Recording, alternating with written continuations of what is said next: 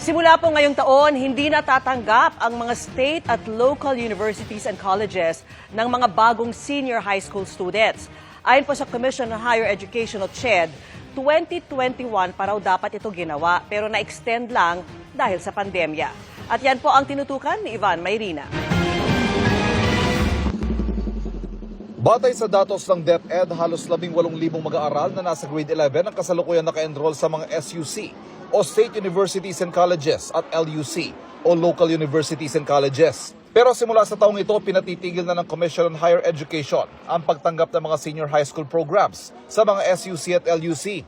The laws that created public universities said that they should be higher education institutions. Ang kanilang itinuturo ay mga degree program sa higher education. Ang basic at secondary education, ang may mandato niyan ay DepEd, hindi CHED. Taong 2016 ang simula mag-alok ng senior high school program sa mga SUC at LUC. Dahil sa dagdag 2 taon sa high school, kinailangan ng mas maraming classroom at guro para sa senior high school na sinalo ng mga kolehiyo na bahagyan na bakante dahil walang bagong pasok ng mga freshman. Pero sa transition lamang ito na hanggang 5 taon lang.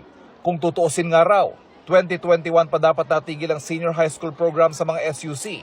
Pinalawig lang dahil sa pandemya. Ikinalungkot ito ni Stephanie, isang incoming senior high school student sa Maynila. Nangihinayang po kasi po as a student po, malaki rin po yung ambag nun sa amin kasi public po yun which is hindi na po kami magbabayad. Sabi naman ni Arsenio, grade 12 ngayon sa PUP. May napansin daw na limitasyon ng mga institusyong pangkolehiyo sa mga senior high school tulad niya. Yung mga teachers po is part-time lang po nila yung senior high school po kasi more on sa college po sila nagpo-focus. Paglilinaw naman ng CHED, ang pinatitigil nila ay ang pagtanggap ng mga bagong senior high. Pero mga kasalukuyang nasa grade 11 na ngayon ay patatapusin ng grade 12. Pagsiguro naman ng DepEd, para sa mga nasa voucher program, bibigyan pa rin nila mga nasa programa para makatapos sila. Pero hindi na raw kasama sa programa mga grade 11 applicants sa mga SUC at LUC. Kakayanin na rin daw ng mga public schools ang mga hindi natatanggapin sa mga SUC at LUC.